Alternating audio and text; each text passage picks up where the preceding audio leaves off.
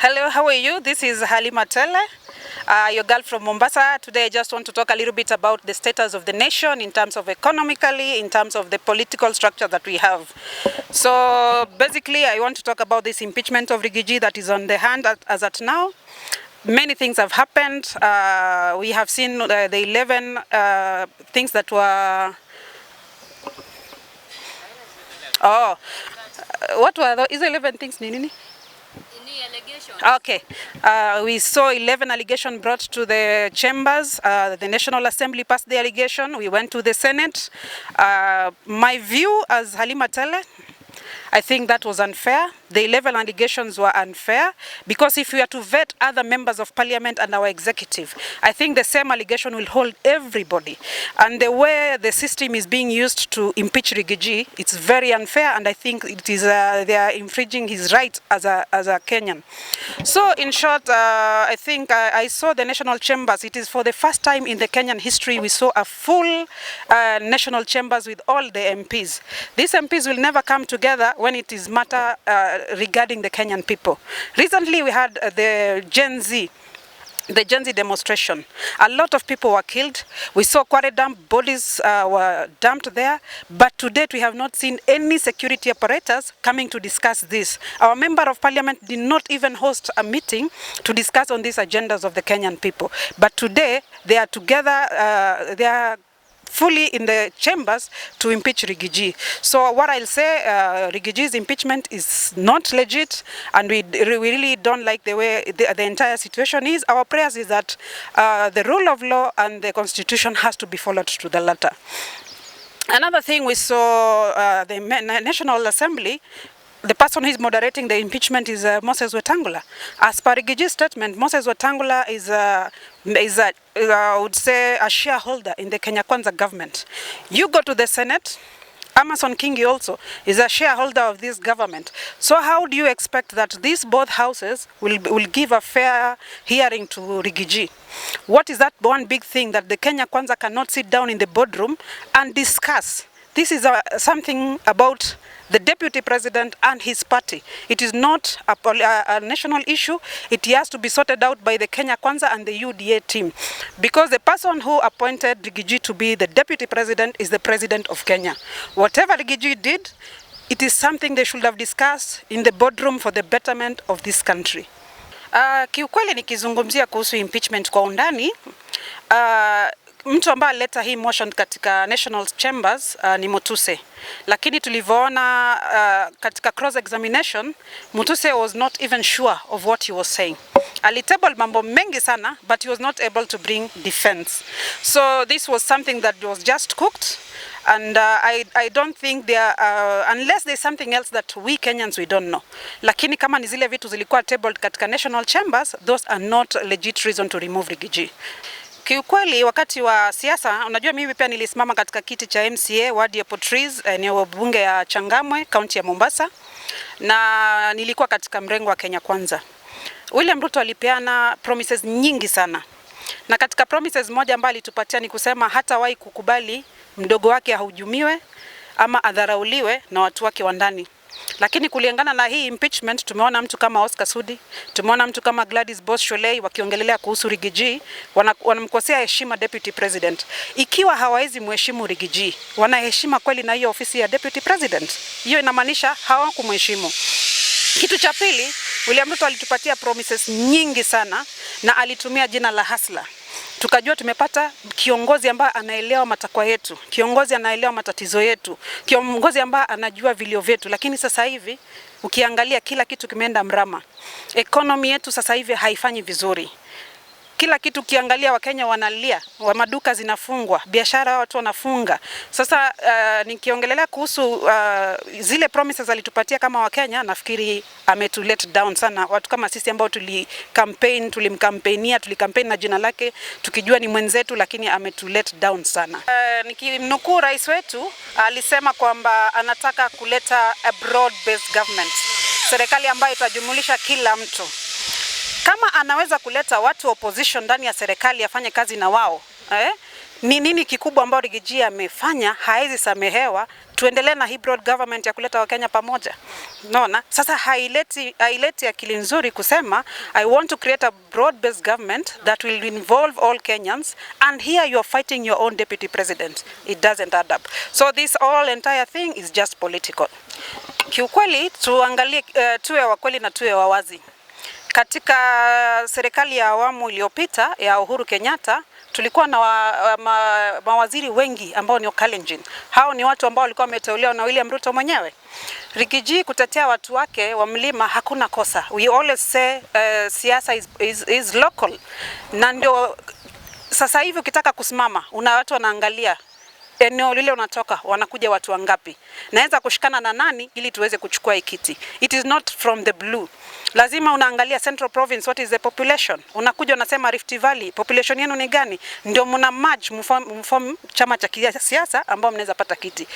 Rigiji kuongelelea kuhusu mlima hakuna makosa yoyote. Na siye mwanasiasa wa kwanza kuzungumza kuhusu mambo yao.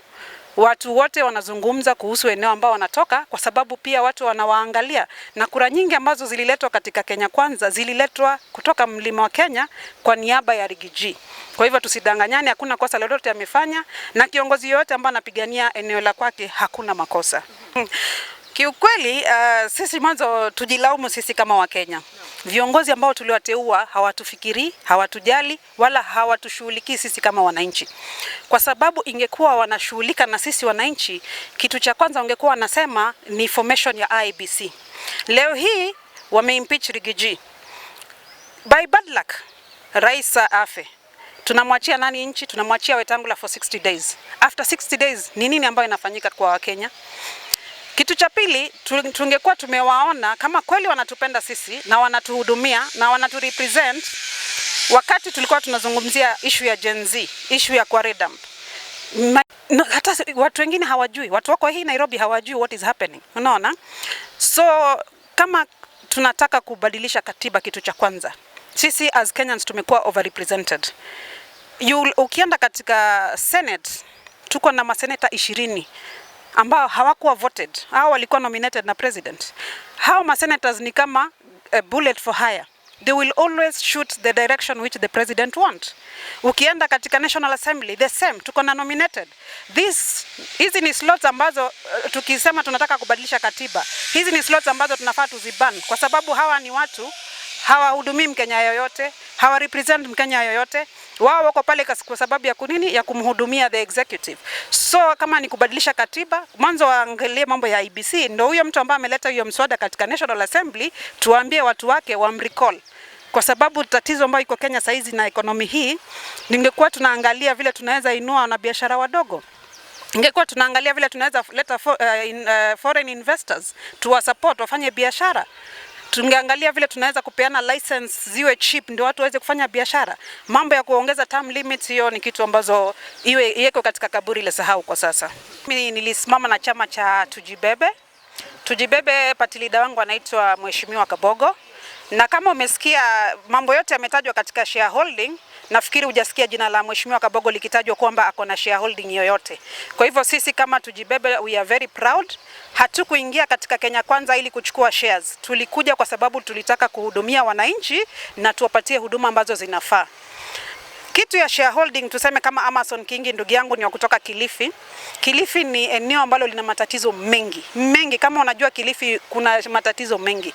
Lakini hiyo shares unasikia watu walipewa ni shares ya mtu binafsi. Hiyo haihudumii ile eneo unatoka, haisaidii watu wa kwako, inakusaidia wewe as an individual. So Amason Kingi yeye hiyo ni shares yake binafsi, Wetangula hiyo ni shares yake binafsi, Mudavadi hiyo ni shares yake binafsi. Unless uniambie kina Mudavadi maybe huko kwao pale walitoka kuna mambo yanayapata, lakini kiukweli hizo ni shares za individuals. Hazigusi mwananchi yoyote, hazisaidii mwananchi yoyote, na they bring nothing to the Kenyan people. Rais alitoa promises nyingi ambazo kiukweli ameshindwa kuzitekeleza. Sasa hivi William Ruto yule ambaye tulikuwa tunazunguka na yeye na rais wa sasa ni vitu viwili tofauti. Saa nyingine unakaa unafikiria maybe rais hajui ni citizen wake wako vipi. Kwa sababu hapo kulingana na wewe. Nini imebadilika kulingana na wewe? Unaonaje kwa nini Ruto ya 2022 na Ruto ya 2024 ni nini imefanyika hapo kulingana na wewe? Kulingana na mimi, kwanza watu waliomzunguka.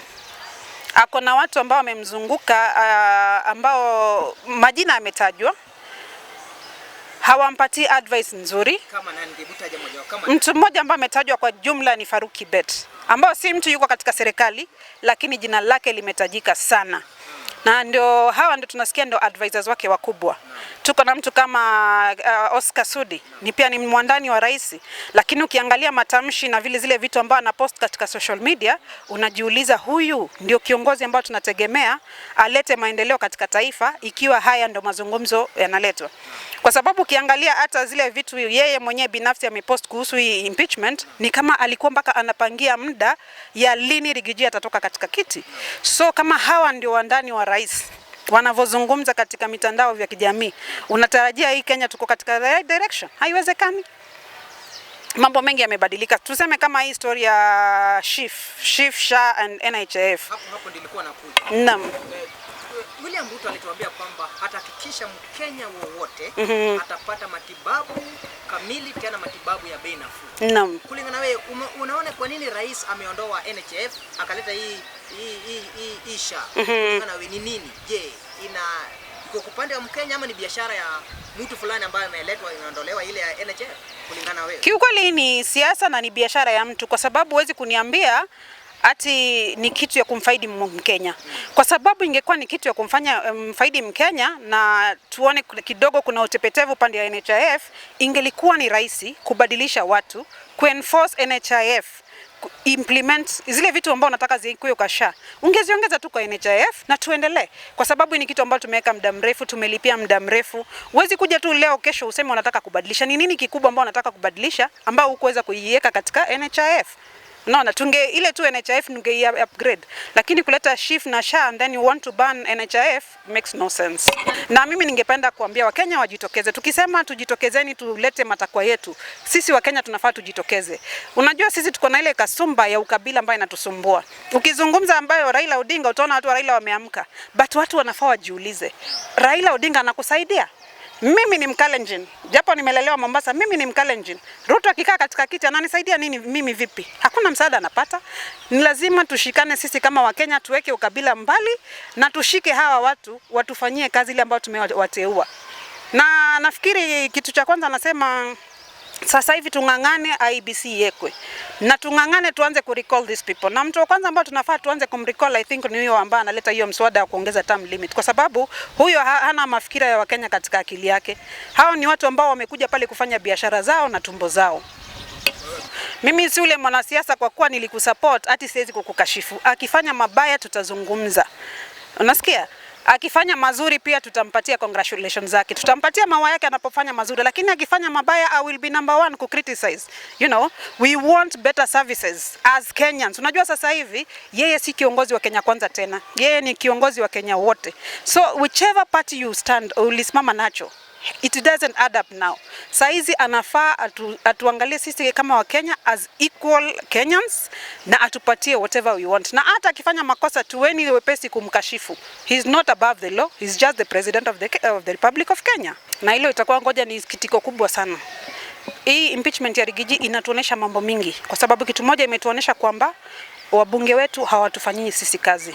Imetuonesha kuwa nyumba ya Senate si nyumba ambayo inaaminika na Wakenya. Kitu ambacho saizi tunamtegemea Martha Koome. Na Martha Koome akiwa ni mwanamke, tunamuomba sisi kama wanawake wa Kenya asimame na ukweli, asimame na katiba na asizungushwe na mtu yoyote. Kwa sababu hii ni the first process ambayo tunafanya katika Kenya. Whatever the outcome of this, we are setting precedents of this. So any mistake that tutafanya tuweke katiba kando, huyu rais atakuja tena tuambie tufuate katiba. Itakuwa ni ngumu, kwa sababu ikiwa wewe ni rais na unataka kufuata mkato, utaki kufuata sheria, utaki kufuata katiba, utakuwa huna njia tena kurudi kwa Wakenya utuambie tufuate katiba. Kifupi wacha ni kujibu tu kupitia hiyo swali kupitia NHIF na SHIF na SHA. Tulikuwa na NHIF, amekuja kiongozi mwingine ameleta SHA. Amekuja huyu amesema nitajenga manyumba. Mungu yani itokee katika miaka mitano Wakenya wamuondoe, kuje kiongozi mwingine. Pengine asi-implement hii program. Tunaendelea wapi? Kitu cha pili, nafikiri hii public participation ni kama hatujaelewana ni nini. Kwa sababu mara nyingi mnasikia public participation, unashindwa ni kina nani ama ni Wakenya gani ama ni wapi. Kwa sababu mtu kama mimi ambao na transit between Mombasa na Nairobi, hizi ni vitu ambazo zingekuwa ziko katika akili. Lakini unaonaga like tuseme kama hii impeachment ya Rigiji, tulisikia public participation. Lakini ilivyoenda mbele, hatukujua public participation iliparticipate wapi, outcome ilikuwa nini, watu wa Kiambu walizungumza vipi, watu wa Nairobi walisema vipi, watu wa Mombasa walisema vipi, ni watu wangapi walipigia kura au mswada.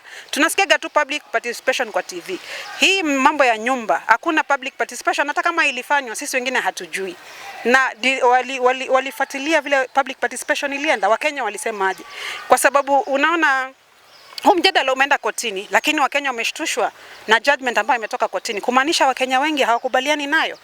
Kwa hivyo mambo ya public participation nafikiri inazungumzwa tu kwa sababu ni kitu kipo, lakini kusema kweli sisi kama Wakenya hiyo public participation haitambuliki kwa sababu haifanywi katika usawa ambao inatakiwa iwepo. Na maneno yangu ya mwisho, it is my prayers that this Rigiji impeachment, the law has to be followed. The constitution has to be followed.